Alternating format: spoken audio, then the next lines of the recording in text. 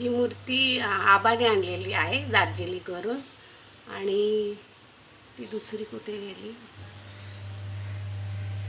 एक minute.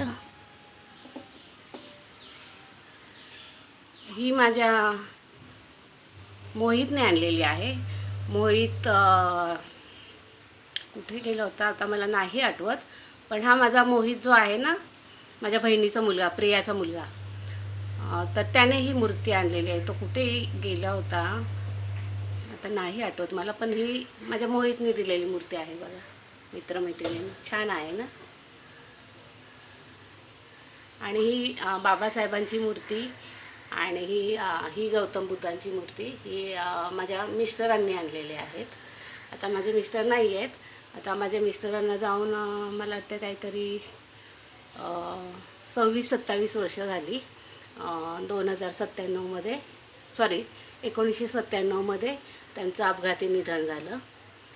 Railway अपघात झाला त्यांचा. मित्रमैत्रिणीनं मी आज बोलू शकते, पण तेव्हा जेव्हा ही घटना घडली ना मित्रमैत्रिणीनं, तर तेव्हा मी शून्यात गेले होते.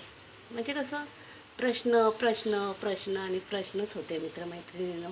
कसं म्हणजे माझा खूप हसता खेळता संसार होता. माझं लव्ह मॅरेज होतं. माझ्या भावंडांचा, आईबाबांचा सर्वांना विरोध होता.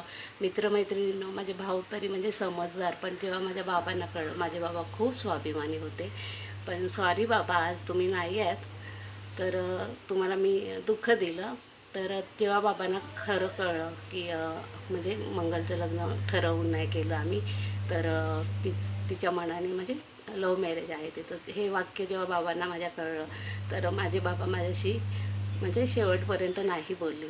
जेव्हा बाबा म्हणजे कधी मी गेले होते आठवत नाही मला, पण मी गेले होते. तर हां, परू लहान होती. लिव्हिंग सर्टिफिकेट आणण्यासाठी मी DP भोसले कॉलेजला गेले होते. आणि तेव्हा फर्स्ट टाईम माझी मुलगी 6 महिन्याची असताना, काहीतरी 7-8 महिन्याची होती अपर्णा, तर तेव्हा आम्ही गेलो होतो माहेरी. तर माझे बाबा माझ्याशी बोलले नव्हते.